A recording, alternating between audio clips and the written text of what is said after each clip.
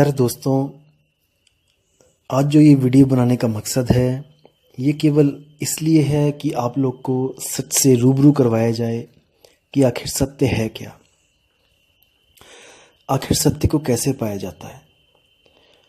कुछ लोग के मन में ये विचार आने लगा है आजकल कि शायद सतगुरु कबीर साहब किसी सतलोक, अलखलोक, अनामी लोक में जाने की बात करते हैं या फिर कोई ऐसे दिव्य लोक को प्राप्त हो जाते हैं जहाँ से वापस उनको इस जन्म में आना ही पड़ता है, इस दुनिया में आना ही पड़ता है।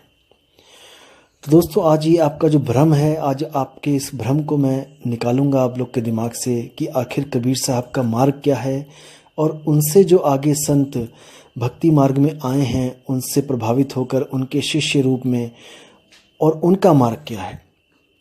देखिए, आज आपको एक मैं वीडियो में जो बता रहा हूँ, शब्द बता रहा हूँ, एक वाणी नामदेव जी की, जो कबीर साहब के ही शिष्य थे। हालांकि नामदेव के जो भगत हैं वो इस बात को नहीं मानेंगे, कोई बात नहीं, हमें किसी को मनवाना नहीं है। आप मान के चलिए कि नामदेव जी जहाँ जाएंगे वहीं कबीर साहब जाएंगे, क्योंकि कबीर साहब ने जो नामदेव जी को बताया जिस स्थान के बारे में, तो नामदेव भी वहीं जाएंगे। अगर नामदेव जी कहीं और जा रहे हैं, इसका मतलब कि भाई उन दोनों का कोई गुरु चेले का रिश्ता नहीं है। तो आखिर नामदेव जी ने क्या बोला, देखते हैं सतलोक के बारे में क्या बोला। जो कबीर साहब का सतलोक, जो लोग कहते हैं कि कबीर साहब सतलोक चले जाते हैं, वहाँ से लाखों करोड़ों अरबों खरबों साल के बाद फिर वापस आना पड़ता है। देखिए, उनकी मूर्खता का कोई अंदाज़ा नहीं लगा सकता इस वाणी को समझने के बाद, लेकिन आपको इस वाणी को समझना पड़ेगा, वाणी कह क्या रही है। तो देखिए दोस्तों, वाणी क्या कहती है। अजर अमर अविनाशी देखे सिंधु सरोवर नहाया, यानी कि मैंने उस अजर अमर अविनाशी को देखा और सिंधु सरोवर नहा लिया, यानी कि मैं पवित्र गंगा में नहा लिया। ये कोई बाहर के समुद्र या सिंध नहीं है, ये अपनी आत्म रूपी गंगा है, इसमें मैं नहा लिया। और जो मैंने अजर अमर अविनाशी देखा, ये मैंने कोई अपनी आँखों से नहीं देखा कि मैं इन चमड़े की आँखों से मैं कोई जड़ वस्तु देख के आ गया, ऐसा नहीं है। ये सुरती के द्वारा शब्द को देखा जाता है, आत्मा के द्वारा आत्मा को देखा जाता है। अब देखने का मतलब ये नहीं कि आत्मा की कोई आँखें हैं, कि आत्मा की भी आँखें हैं और कान है और नाक है, नहीं। ये महसूस किया जाता है, ये एहसास किया जाता है। आगे क्या कहते हैं, शब्द ही शब्द भया उजियारा सतगुरु भेद बताया, यानी शब्द ही शब्द भया उजियारा, यानी कि शब्द के अलावा और कुछ रहा ही नहीं। जैसे कितना ही अंधकार क्यों ना हो, जब आप प्रकाश जब वहाँ पे आ जाता है तो प्रकाश के अलावा वहाँ कुछ नहीं होता।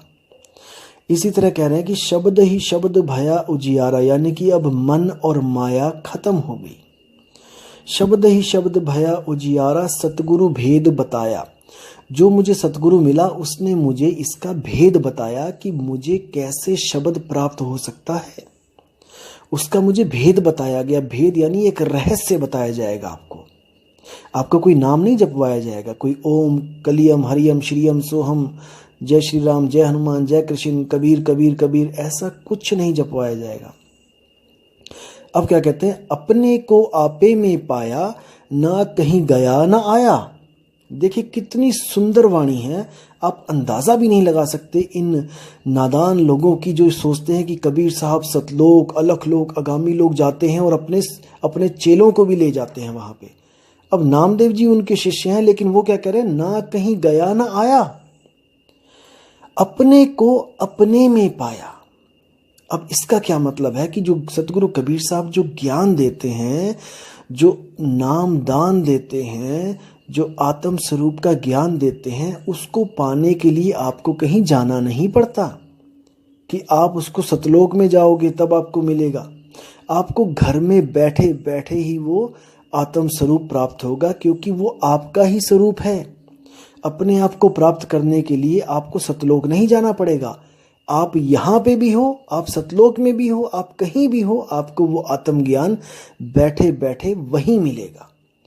लेकिन जैसे आपको पता है कि एक बार ये देह छूट जाए, स्थूल देह छूट जाए, तो फिर गुरु करना आसान नहीं होता। गुरु मिलना आसान नहीं होता। इसीलिए इस स्थूल देह की ही प्राथमिकता है कि इसी स्थूल देह में आप किसी न किसी गुरु को, जो आपको सतगुरु के लक्षण दिखें, आप उसको तत्काल गुरु धारण करें और भक्ति में अग्रसर हो जाएं। अब आप क्या कहते हैं, ज्यों कामिनी कंठ का हीरा आभूषण विसराया, संग की सहेली भेद बताया, जीव का भरम नशाया। अब कह रहे हैं ज्यों कामिनी कंठ का हीरा, जैसे किसी औरत के कंठ यानी कि गले का जो हीरा है, आभूषण विसराया, उसने गले में ही पहन रखा है लेकिन वो भूल गई पहन के, और वो जल्दबाजी में अब ढूंढ रही है कि मेरा हीरा गया तो गया कहाँ। जैसे दोस्तों हमारे साथ भी ऐसा होता है, कई बार हमारी जेब में चाबी होती है और हम लोग जेब ना देखने के कारण हम लोग इधर उधर भटकने लग जाते हैं कि वो चाबी कहाँ है, और अंत में जब हम जेब में हाथ डालते हैं तो हमें अपनी मूर्खता पे हंसी भी आती है। तो इसी तरह बोला है कि संग की सहेली भेद बताया, जो साथ की सहेली थी, जो भेदी थी, जिसको रहस्य का पता था, उसने भेद बता दिया।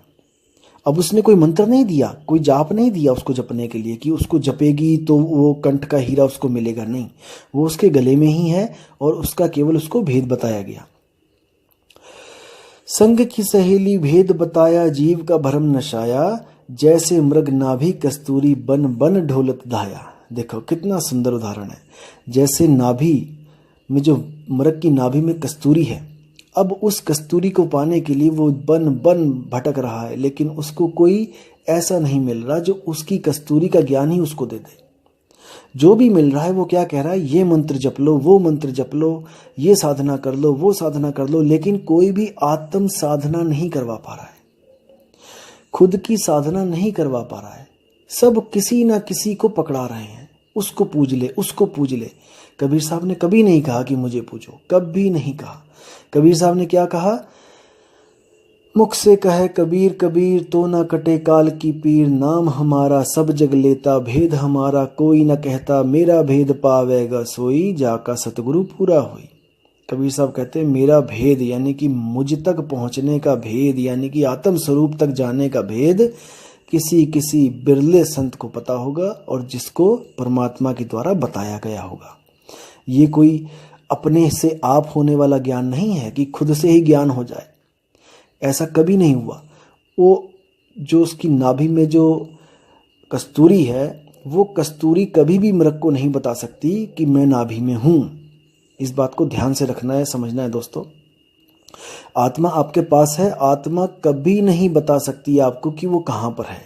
ये सब भ्रम का ज्ञान है, ये सब मनमुखी ज्ञान है, ये मन की कल्पना है कि मुझे कोई बता गया, मुझे किसी आत्मा की कृपा हो गई। आत्मा की कृपा कभी होनी होती तो युगों युगों तक हम यहीं भटक रहे हैं, हमें कब की हो जानी चाहिए थी। आत्मा की कृपा कभी किसी पे नहीं होती। आत्मा तो खुद एक सैन की तलाश में है। उस आत्म तत्व को जब गुरु सैन देता है, तब उसको उस सैन के द्वारा अपना ही आत्म तत्व मिलता है। दोस्तों इसको समझना पड़ेगा, इसको समझना पड़ेगा मैं क्या कहना चाह रहा हूं। जो आत्म तत्व है वो ही आत्म तत्व को प्राप्त कर सकता है। मन मन को प्राप्त कर सकता है, तन तन को प्राप्त कर सकता है। तो आत्म तत्व ही आत्म तत्व को प्राप्त कर सकता है। तो सैन किसको चाहिए? आत्म तत्व को ही आत्म तत्व की सैन चाहिए, ना कि मन को सैन चाहिए। मन को तो सैन मिलेगी मन की। मन को अगर कोई सैन दे रहा है तो वो मन के द्वारा ही दिया जा रहा है और मन तक ही प्राप्ति हो सकती है। लेकिन आत्मा को सैन आत्मा के द्वारा दी जाती है, तब उसको आत्मा की प्राप्ति होती है। इसको समझना पड़ेगा दोस्तों। ज्ञान तो बहुत बहुत महीन है, लेकिन आपको अपनी बुद्धि भी महीन करनी पड़ेगी। मोटी बुद्धि के दिमाग में ये नहीं जाएगा। अब क्या कहते हैं, कहा कहूँ वह सुख की महिमा, गूंगे को गुड़ खाया, नाम देव कहे गुरु कृपा से, ज्यों का त्यों दर्शाया। अब देखो कितना गहरा रहस्य है इसमें कि का कहूँ वह सुख की महिमा, गूंगे को गुड़ खाया। गूंगा जब भी गुड़ खाता है कभी नहीं बता पाता है कि मुझे मीठा लग रहा है, कि मुझे कैसा लग रहा है, कभी नहीं बोलेगा। इसी तरह जिसको आत्म ज्ञान हो जाता है, जिसको परमात्म ज्ञान हो जाता है, वो कभी भी अपने मुंह से ये नहीं कह सकता कि मुझे आत्म ज्ञान हो गया है। दोस्तों इस पे विचार करना, क्योंकि आत्म ज्ञान हो गया ये कहने में अगर इस मुख में 10 लाख 10 करोड़ 10 अरब खरब जीभें भी हों तब भी वो ये नहीं बोल सकती कि मुझे आत्मज्ञान हो गया है। इसको समझना पड़ेगा। ये बात कब हो सकती है? जब आप गुरु से या अपने गुरु भाई के साथ बात कर रहे हो, तब आप कह सकते हो कि मुझे आत्मज्ञान हो गया। नहीं तो आप पूरी दुनिया के सामने नहीं कह सकते। आप नहीं कह सकते कि आत्मज्ञान हो गया। भीखा साहिब कहते हैं, भीखा बात अगम की कहन सुनन में नाही, और जो कहे सो जाने नाही, और जाने सो कहे नाही। अब इतना प्यारा शब्द है कि जो जानता है वो कहता नहीं है, और जो कहता है वो जानता नहीं है। आगे क्या कहते हैं? नाम देव कहें गुरु कृपा से, ज्यों का त्यों दर्शाया। यानी कि ऐसा मुझे बताया जैसा वो है, उसमें कोई लाग लपेट नहीं करी। जैसे कोई कहे कि आत्मा एक है, तेरी भी एक है, मेरी भी एक है, ये मूर्खता है। कबीर साहब कहते हैं, एक कहूं तो है नहीं। अगर कोई कहता है कि आत्मा एक ही है सबकी, तो कबीर साहब कहते हैं नहीं, वो एक नहीं है। एक कहूं तो है नहीं, और दो कहूं तो गाली। मतलब अब कोई कहता है कि अच्छा, यानी आत्मा एक नहीं है, यानी उससे भी बड़ी बड़ी बड़ी कोई एक और आत्मा है जो परमात्मा है, उसको बड़ी कर देते हैं कि उससे भी बड़ा। यानी कि एक अगर 1 किलो की आत्मा है तो वो 50 किलो का होगा। यही मूर्खता है दोस्तों, यही मूर्खता है। कबीर साहब कहते हैं, एक कहो तो हूं नहीं, और दो कहो तो गाली, और जैसा हूं तैसा कहूं, कहें कबीर विचारी।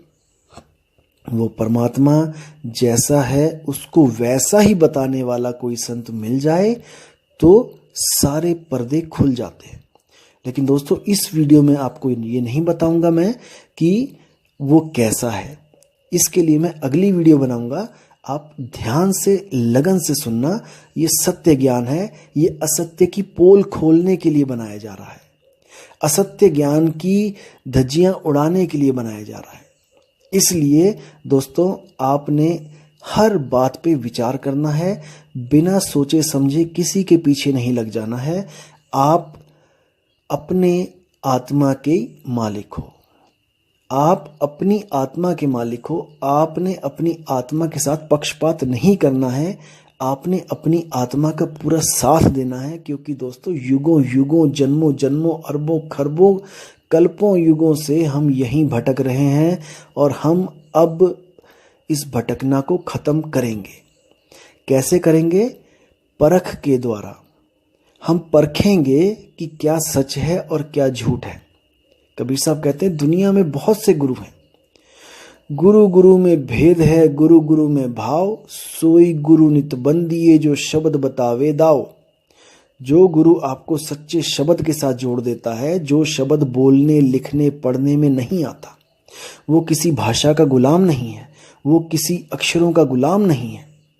कबीर साहब गुरु ग्रंथ साहब में 340 पेज नंबर पर साफ साफ वाणी में बोलते हैं कि 52 आखर लोक त्रय सब कुछ इन्हीं माही, ये आखर खिर जाएंगे वो आखर इनमें नाही। यानी कि 52 अक्षर, यानी कि हिंदी, पंजाबी, उर्दू, फारसी जितने भी अक्षर हैं, ये सब 52 अक्षरों के अंतर्गत आ जाते हैं। इन अक्षरों से अगर कोई भी गुरु आपको नाम दान दे रहा है तो 52 आखर लोक त्रय, वो इस 3 लोक का गुरु है। वो उस लोक का गुरु नहीं है जिसको सत्य लोक बोला गया है, जिसको सत्य स्वरूप बोला गया है, जिसको परमात्मा बोला गया है, जिसको आत्म स्वरूप बोला गया है। तो इसको समझना पड़ेगा। 52 आखर लोक त्रय सब कुछ इन्हीं माही, ये आखर खिरी जाएंगे, ये अंत में अक्षर खिर जाएंगे, खत्म हो जाएंगे, वो आखर इनमें नाही। जैसे आपने एक मकान बनाया ईंटों का और अंत में ईंटें टूट जाएंगी, तो तुम्हारा मकान ईंटों का ही तो बना है। जब ईंटें ही टूट गई तो मकान कहाँ से रहा? तुम्हारी भक्ति उन अक्षरों के ऊपर टिकी है, जब अक्षर ही खत्म हो जाएंगे तो भक्ति कहाँ टिकेगी? इसलिए दोस्तों, समझना पड़ेगा, विचार करना पड़ेगा और सत्य असत्य की परख करनी पड़ेगी। तो इसी के साथ दोस्तों, ये वीडियो मैं यहीं समाप्त करता हूँ और अगली वीडियो आपको बहुत ही जल्दी आपके पास होगी। साहिब बंदगी, सतनाम, जय गुरु वैराग साहिब, जय गुरु मदन साहिब, जय जय गुरु सतगुरु कबीर साहिब। साहिब बंदगी। प्यारे दोस्त।